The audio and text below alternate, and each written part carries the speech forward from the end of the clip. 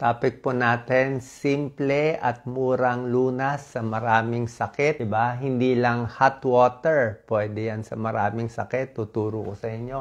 Pati tsaa.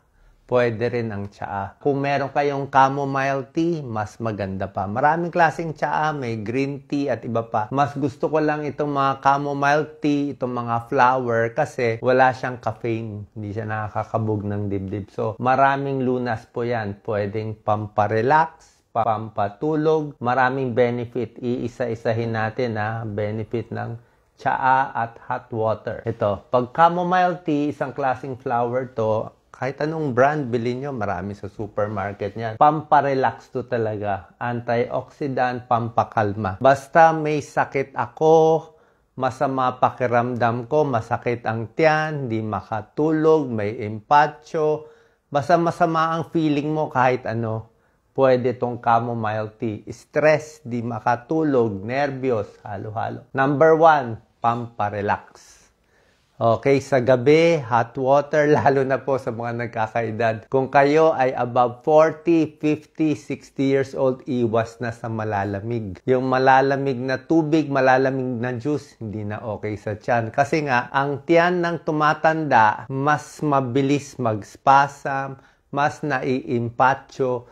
Pag mainit, nare-relax ang muscle. Diba? Pag masakit muscle mo, hot, diba? Masakit ang tiyan mo, hot bag din. Masakit ang puson ng babae, hot bag din. So, pag gusto nyo ma-relax ang tiyan, kailangan hot water or hot tea. Tapos, mas makakatulog kayo, kalmado yan. Kasi nga, kalmado ang tiyan. Para sa mga sipon-sipon, okay? May sipon, may ubo, may COVID, may pulmonya, kailangan mo maraming tubig. Okay? Bukod sa maraming tubig, kung ginawa mong hot water, mas maganda pa. Kasi hot water parang steam yan eh. Kaya nga yung iba chicken soup, yung iba suob, yung iba hot na mumog ng asin, pwede rin yan. Sa sipon, sa ubo, pampaluwag ng plema, hot water. O medyo maligamgam. Pag may lagnat kayo, kahit ordinary tubig lang, okay. Pag may lagnat, kahit hindi na hot water, kasi may lagnat na. Pero marami pa rin maligamgam na tubig. Pag nainom mo to, pag naihi mo, bababa yung lagnat. So, sipon, ubo, lagnat, chamomile tea, hot water, or plain water.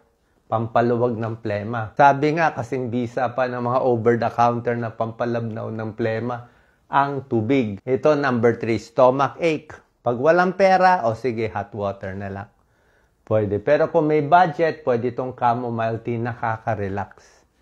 Mabango kasi siya. Actually, kahit anong tsaa, minsan meron tayong mga dahon-dahon na ginagawang tsaa, pwede na rin yun. Indigestion, diarrhea, stomach pain, mahangin ang tiyan, motion sickness, nahihilo, nasusuka, pwede yan, no? Chamomile tea. Tsaka ang bango-bango niya. Muscle spasm, ayan, no? Sumasakit ang tiyan, di ba? Minsan, iinom pa tayo ng mga over-the-counter na gamot, di ba? Pero ang hot water talaga, ayan, no? Kalmado ka, oh. Sa may regla, ayan, no?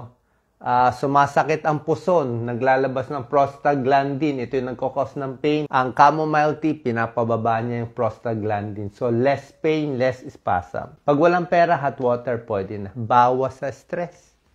Diba? Hawakan nyo lang yung mainit na tubig, marirelax ka na, diba? Mas kalmado ka. Ayan, no? Gentle, relaxant, hot water, effective natural remedy, reduces stress. Hindi lang yan. Ang maraming tubig, sabi ko nga sa inyo, 8 glasses of fluid, pwede 8 glasses ng tubig, 8 glasses ng lagyan mo ng chamomile tea o anuman. Maganda dyan, good for the kidneys. Diba? Hindi masisira kidneys mo. Hindi ka magki-kidney stone. Sa Pilipinas, ang alat natin kumain, daming kidney stone. Maraming tubig, gaganda ba yung balat mo? Diba? Gaganda yung balat mo. Pag nawalan ka ng tubig, kukulubot. Diba? So, hot water talaga. Healthy body, healthy skin. Meron pala dito. Maraming antioxidant ang chamomile tea at tsaa for free radical damage. So, kailangan talaga natin tubig. Parang halaman. Subukan mo yung halaman, huwag mong diligan.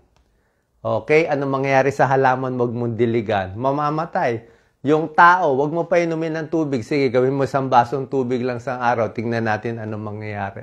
Masisira lahat ang kidneys. Baka mag-kidney failure pa. Kaya nga, Maraming tubig, 8 glasses of water, kaya ng tao yun. Parang halaman yun. Para sa tiyan, stomach ulcer, pag may ulcer kayo, bukod sa hot water, dagdagan mo pa ng saging. Okay? Saging, chamomile tea, ito pantapal to sa tiyan. Ito parang gamutan na yan. May treatment yan sa aspirin-induced gastritis. Saging, pamparelax din. So, basta ako, laging meron ako yan. Hot water, chamomile tea, tsaa, saging, yan ang pamparelax natin. Ito kasi may magnesium, potassium para pa sa nagtatae. So, nakita nyo, maraming lunas. Okay? Simpleng hot water, subukan natin. Pag nagkakaedad tayo, maraming sakit po ang mapapagaling. Salamat po.